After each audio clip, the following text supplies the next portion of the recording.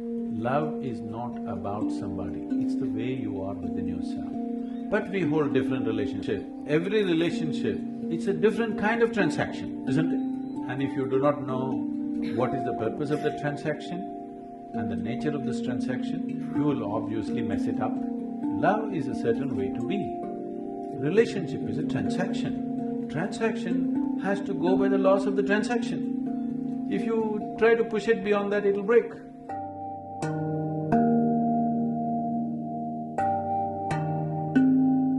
I've got two questions, sir. Love is categorized into various types, like maternal love, paternal love, love between siblings, between spouse, between man and woman. I want to know whether there is any correlation between sex, love and meditation. That is the first question. Second is Shiv and Shakti. Shakti is energy and energy is matter. Can we say it is consciousness, if we can translate it into English, consciousness and matter? Second question, no. It's a complete… there's too much of wrong depiction happening. I don't know if we have the time to look at that because that's a certain dimension of life which has to be looked at in a certain way. For the first one, there is… see, I think we've already gone through this. See, love is not about somebody, please understand. A relationship is about somebody. We hold different relationships with different kinds of people, isn't it? Depending upon what is the nature of activity we are in. Now, your child comes here, out of your love, you grab him and put him on your lap. Your neighbor comes, please don't do that. But can you love your neighbor equally like this, without grabbing him? Yes or no? So, your mother comes, you go and do this and express your love. Your dog comes, boo boo boo boo boo, you do. Can you love your dog as much as your mother? I'm asking you. Oh, dog and mother, he's comparing. Stupid nonsense, tell me, when you're really feeling wonderful about your dog, is it any less than anything or any more than anything? Huh?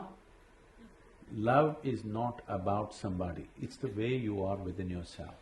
But we hold different relationships. Our relationship with the dog is one way, with our mother another way, with our child another way, with a friend another way, with a working relationship it's another way. Relationships are transactions. Transactions have to be managed sensibly. You can't hold same transaction with everybody, polygamy. Why am I being made the poster? Not you, not you, it's a concept. It's a concept. You're not the only one who's aspiring for that. So it's a conceptually, it is just that. Every relationship, it's a different kind of transaction, isn't it?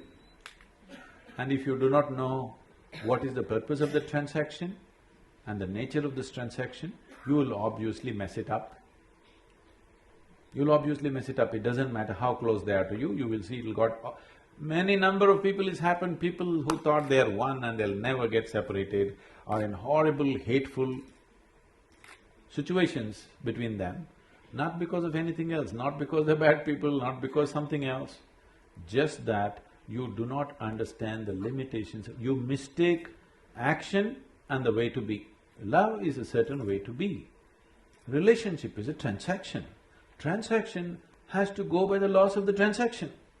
If you try to push it beyond that, it'll break.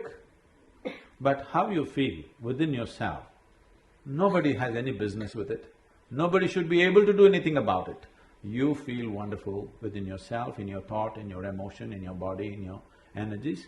This is the way you should be. If you're feeling sweet in your emotion, you're loving towards everything that you set your eyes upon. But the transaction is different. How I am, how I transact with somebody, I cannot transact with you just like that, isn't it?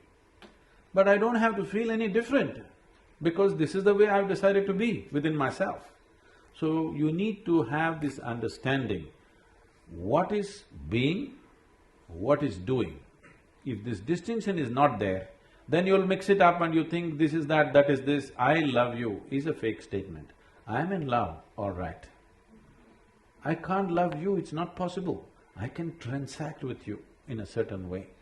But I'm loving. Because I'm loving, the transaction also has that quality. If I'm not loving, the transaction will not have that quality, isn't it? Sir, my question was correlation between sex, love and meditation.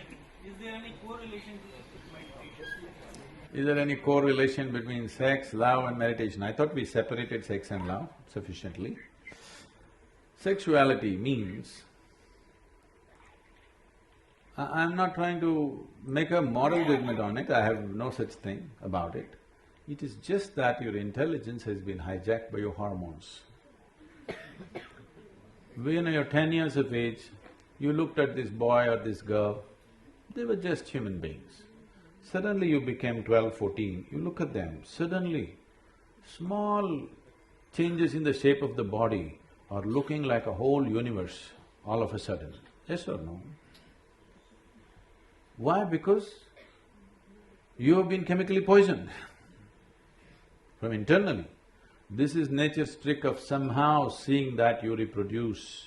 Don't think nature is interested when whether you love somebody or you don't love somebody.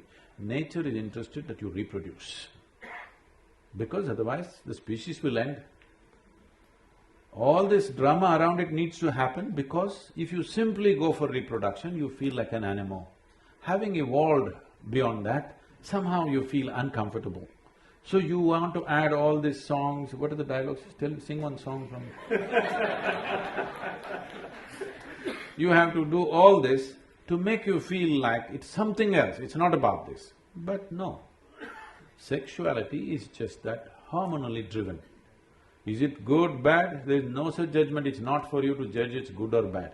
The question is for you personally, how strong a force is it within you? Do you want to dedicate your life for that or no? That's something that you have to take a call. How is it connected to meditation? The word meditation in English language doesn't mean anything, actually. That's why everybody uses it. If you close your eyes and sit, in English they will say you're meditating. With eyes closed you can do many things. You can do japa, tapa, dharana, dhyana, samadhi, shunya, any number of things. Or you might have just mastered the art of sleeping in vertical postures. Who knows what you're doing with your eyes closed? Different things you can do.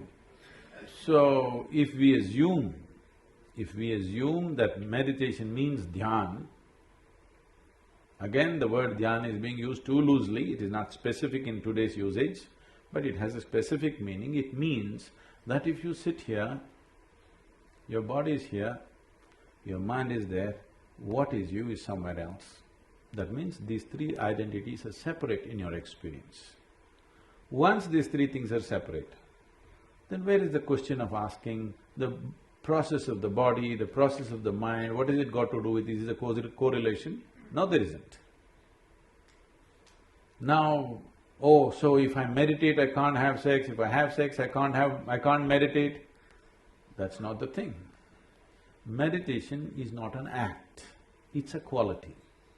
If you cultivate your body, mind, energy and emotion to a certain level of maturity, you become meditative.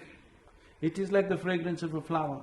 If the flower has blossomed, there is fragrance. If a flower doesn't blossom, you can spray something and go, but it'll not be the same. There's a difference between what exudes from within you and what you put on from outside. There's a big, huge difference. It's a question of life and death. The difference is between life and death. You can even make a dead body smell good if you spray something, but that's different. Exuding a certain fragrance is completely different. So meditation is a quality. Its meditativeness is a quality, not an act.